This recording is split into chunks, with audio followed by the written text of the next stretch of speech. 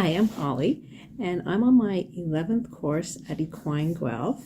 And while I enjoyed all my courses, I probably benefited the most from management of the equine environment. And that's because at that time, I was considering bringing my horses to my property, needed to build a barn, needed to create a paddock area, arena. So I learned what I needed to incorporate in its design.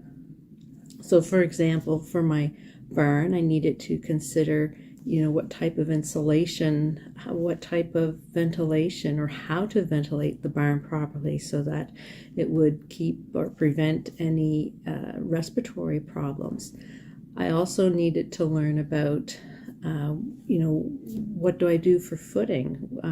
What do I put on the floors so that my horse's legs are the healthiest that they can be?